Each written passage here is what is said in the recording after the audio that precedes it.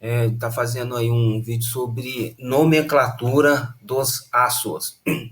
Mas vamos lembrar um pouquinho sobre os aços. Tanto aço quanto ferro fundido são materiais que têm como elemento base o ferro mais carbono. Então, aço ou ferro fundido é uma liga que tem ferro mais carbono, sendo que o ferro é o material que tem em maior quantidade. Agora, dependendo da propriedade, da característica que eu quero para o meu material, mais duro, mais mole, mais flexível, mais fácil de usinar. Quando eu falar em usinar, imagina, por exemplo, um processo de furação, preciso fazer furos.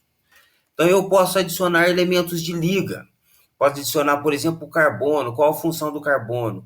Ele define e estabelece propriedades, características do aço com relação à sua dureza e resistência. Então, o aço, quanto mais, se eu quiser um aço bem mais duro, eu adiciono mais carbono, eu consigo aumentar a dureza.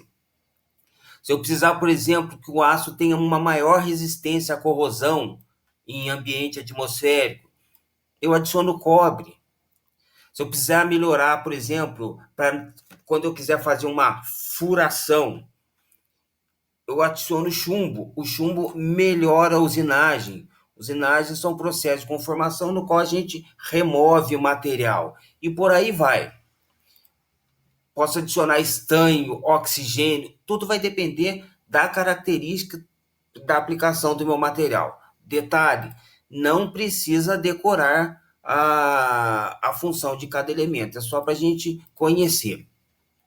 Com relação à nomenclatura dos aços, existem várias normas. Tem a Science e a BNT. Nós vamos falar aqui da Sociedade de Engenharia Automotiva. E ela é bem simples, essa norma, tá? Normalmente o aço vem designado com 4 números. E aí a gente já vai trabalhar com 2 exemplos. Vamos pegar aqui, por exemplo, um aço 1045. Existe essa tabelinha aqui ao lado, ok? Essa tabelinha não precisa decorar, mas como é que ela funciona?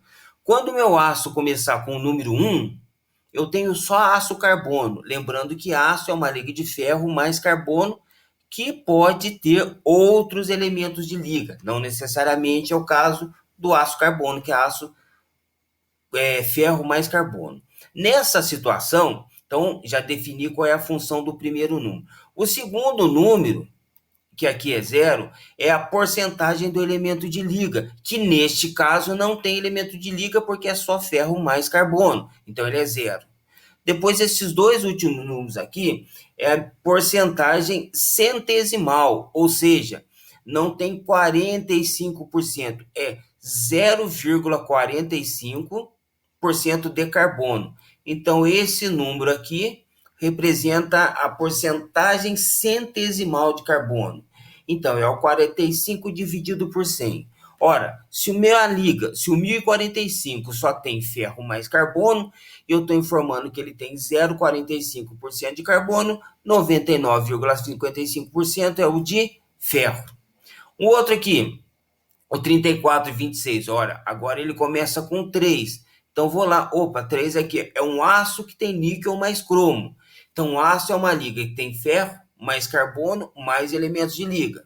Então, ele tem o ferro, ele tem o carbono e ele tem o níquel cromo. O segundo número representa a porcentagem de elementos de liga. Então, ele tem 4% de níquel mais cromo.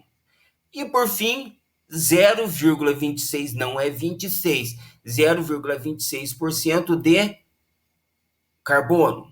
Então, se eu sabendo a porcentagem de carbono e sabendo a porcentagem dos elementos de liga, se eu fizer a conta e fizer a diferença, eu descubro quanto tem de ferro no meu aço. Certo? Aí aqui ele exemplifica, né? Está escrito o que a gente acabou de dizer. É um outro exemplo novamente. E aqui alguns exercícios que eu queria que vocês resolvessem e depois a gente vai resolver esses exercícios aí. Beleza, galera? Agradeço a atenção de vocês aí. Qualquer coisa, só me falar.